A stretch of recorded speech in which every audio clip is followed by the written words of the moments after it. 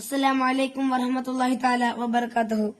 അൽഹംദുലില്ലാഹ് അസ്സലാത്തു വസ്സലാമു അലാ അഷ്റഫിൽ മുർസലീൻ വഅലാ ആലിഹി വസഹ്ബിഹി അജ്മഈൻ. അമ്മാ ബഅദ്. ഏറ്റവും ബഹുമാനാദരവുകൾ നിറഞ്ഞ ഉസ്താദുമാരെ, പ്രിയപ്പെട്ട നാട്ടുകാരെ, രക്ഷിതാക്കളെ, സ്നേഹം നിറഞ്ഞ കൂട്ടുകാരെ, മുത്തറസൂൽ മുഹമ്മദ് മുസ്തഫ സല്ലല്ലാഹു അലൈഹി വസല്ലമ തങ്ങളുടെ ജന്മദിനം കൊണ്ട് അനുഗ്രഹീതമായ ഈ മനോഹര സുദിനത്തിൽ നിങ്ങൾക്ക് മുമ്പിൽ രണ്ടു വാക്ക് സംസാരിക്കാൻ ഞാൻ ആഗ്രഹിക്കുകയാണ്. നാഥൻ തൗഫീഖ് നൽകുമാറാകട്ടെ. ആമീൻ.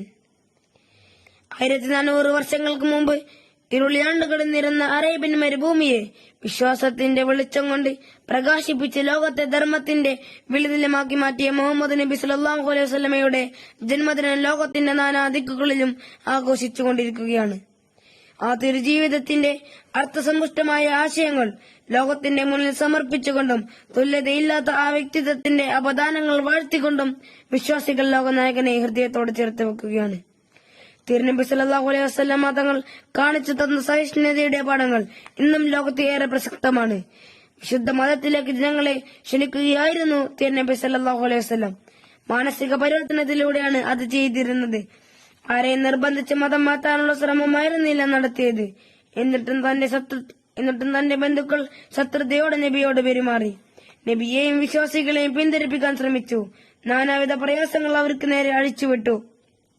എന്നാൽ ആദർശത്തിന്റെ കരുത്തുകൊണ്ട് അവർ അതിനെയെല്ലാം അതിജീവിച്ചു. വിശുദ്ധ ഖുർആൻ പാരായണം ചെയ്യാൻ പോലും ജനങ്ങളെ അവർ അനുവദിക്കാത്ത സാഹചര്യമുണ്ടായിരുന്നു. എന്നിട്ടും ഖുർആനിന്റെ അമാനുഷിക സിദ്ധിയിലേക്ക് ജനങ്ങൾ കൂട്ടം കൂട്ടമായി നടന്നെടുക്കുന്ന മനോഹര കാഴ്ചയാണ് ലോകം കണ്ടത്. ചെവി പൊത്താൻ ശ്രമിച്ചെങ്കിലും ഹൃദയം തുളച്ചു കയറുന്ന ആശയവിസ്മയമായി വിശുദ്ധ ഖുർആൻ മാറി. നബി സല്ലല്ലാഹു അലൈഹി വസല്ലമയുടെ ജീവിതമാകട്ടെ മനുഷ്യരാശിയുടെ ചരിത്രത്തിൽ തുല്യതയില്ലാത്ത അധ്യായമായി മാറുകയും ചെയ്തു. ലോകത്തെ മഹാന്മാരെല്ലാം മുഹമ്മദ് നബിയുടെ വ്യക്തിത്വത്തിന്റെ മുന്നിൽ ഒന്നുമല്ലെന്ന് സ്വയം തിരിച്ചറിഞ്ഞു. തിരുനബി സല്ലല്ലാഹു അലൈഹി വസല്ലമയുടെ ജീവിത മാതൃകയും നമുക്ക് മുന്നിലുണ്ട്. അത് ലോകത്തെ പരിചയപ്പെടുത്താനാവണം ഇത്തരം ആഘോഷവേളകളെല്ലാം നാം ഉപയോഗപ്പെടുത്തേണ്ടത്. മതത്തിന്റെ പേരിൽ മറ്റുള്ളവർക്ക് ദ്രോഹം സൃഷ്ടിക്കാൻ പാടില്ല. വഴിയിൽ നിന്ന് തടസ്സം നീക്കുന്നത് പോലും വിശ്വാസത്തിന്റെ അംശമായിട്ടാണ് ഇസ്ലാം കാണുന്നത്.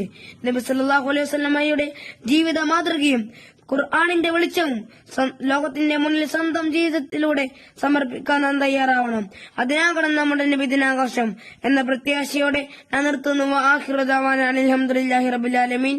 അസ്സലാമു അലൈക്കും വറഹ്മത്തുള്ളാഹി വബറകാതുഹു.